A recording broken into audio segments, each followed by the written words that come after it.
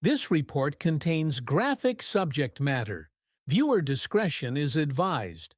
What follows is a detailed narrative based on the courtroom testimony of Usher Raymond in the federal case against Sean Diddy Combs.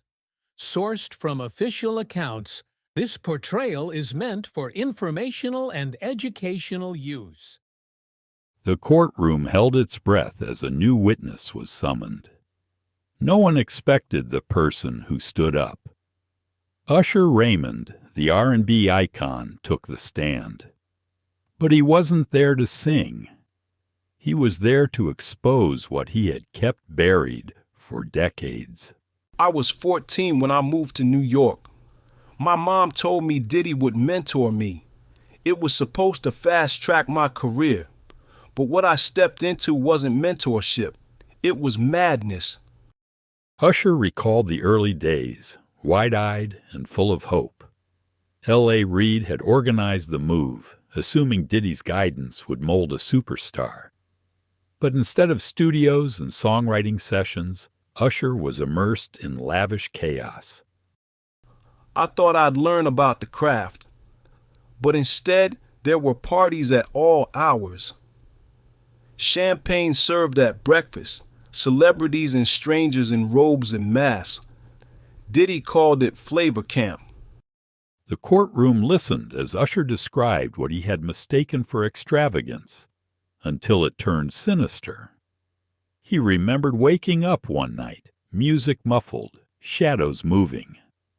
What he saw resembled a ritual more than a celebration. There were people in masks. Candles lit the hallways. Cameras were positioned. It didn't feel like a party. It felt like something was being orchestrated. That night changed how Usher viewed his mentor. And it was only the beginning. He spoke of the pressure to remain silent, the contracts he didn't understand but was forced to sign, and the power Diddy wielded. I signed an NDA at 16. My mom had to co-sign. They said it was normal, but looking back, it wasn't. It was a muzzle. Usher shared that even years later, when he tried to speak up, the machinery behind Diddy intervened. Legal teams, subtle threats, and people from the past warning him to stay quiet. I once tried to give an interview. The questions got personal. I got a call reminding me about the NDA. I backed off.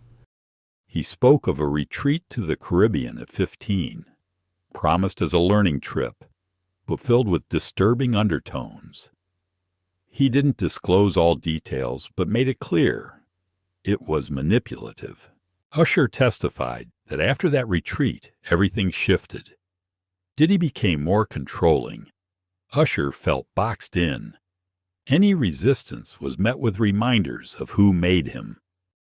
He'd say, "Don't bite the hand that feeds you." But he didn't give me this life. He gave me nightmares. A turning point came when he was shown a contract with explicit clauses about private events and confidentiality. Later, he realized these weren't standard clauses. They were preemptive silencing tools. I wasn't allowed to talk about the people, the scenes, the behaviors. They said it would hurt the brand. Usher then held up a personal journal, his safe space. He had written everything in code. Recollections of evenings with celebrities, loyalty tests disguised as hangouts, moments of fear dressed in velvet luxury. I saw things that no teenager should. I was scared, but who would believe me? Diddy was untouchable. He recounted an incident involving Justin Bieber, suggesting a pattern repeating. Usher had mentored Bieber, only to see him lured into the same environment. Bieber was 15. One night he called me, said he wanted to come home. After that, he changed. I confronted Diddy. He laughed, said, "It's what they did to me." Usher disclosed he had tried to protect others.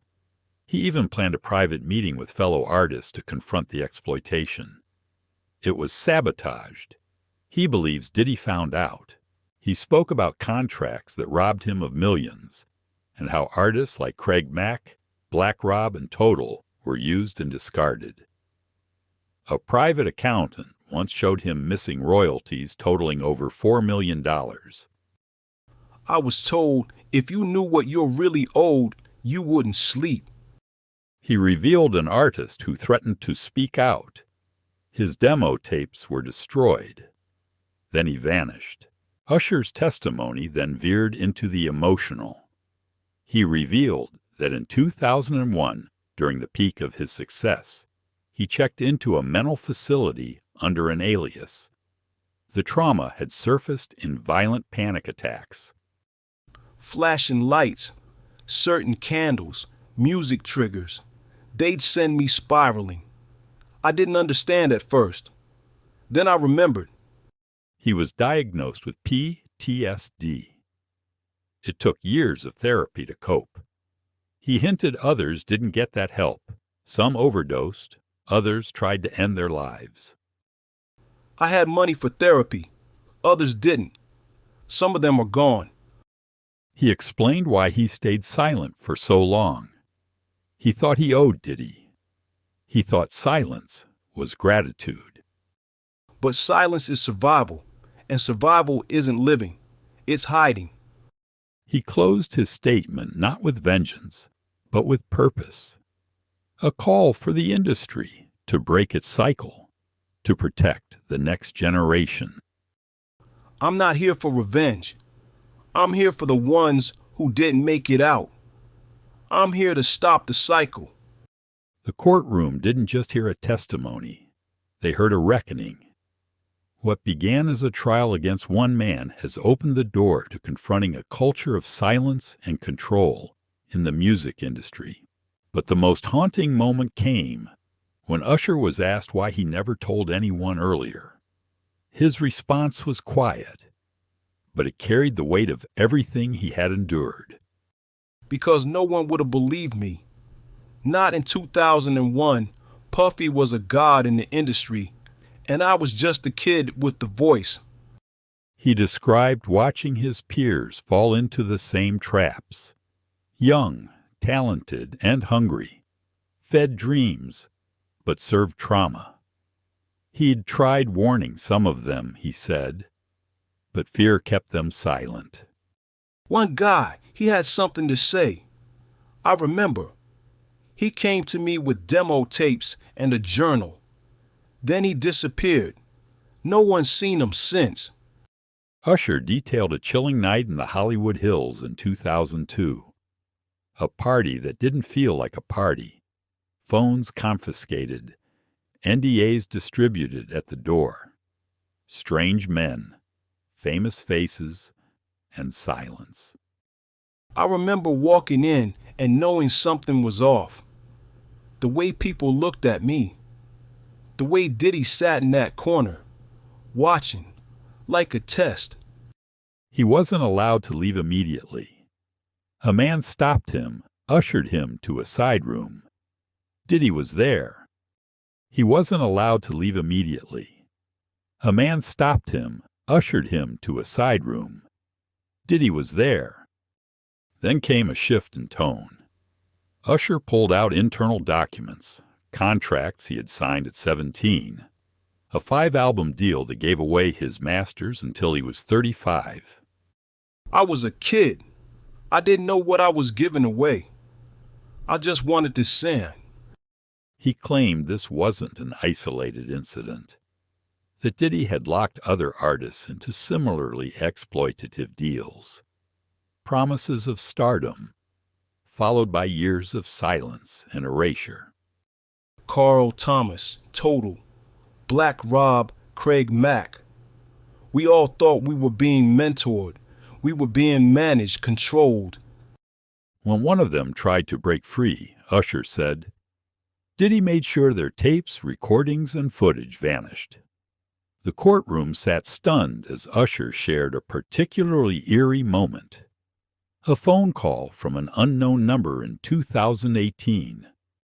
The voice said, "Tell him to shut up, or we'll shut him up." I didn't sleep that night. He said the final straw wasn't even about him. It was watching it happen to the next generation. He'd seen Bieber walk the same path, same parties, same phrases, same manipulation. I couldn't be silent anymore. I kept asking myself, what if no one stops it?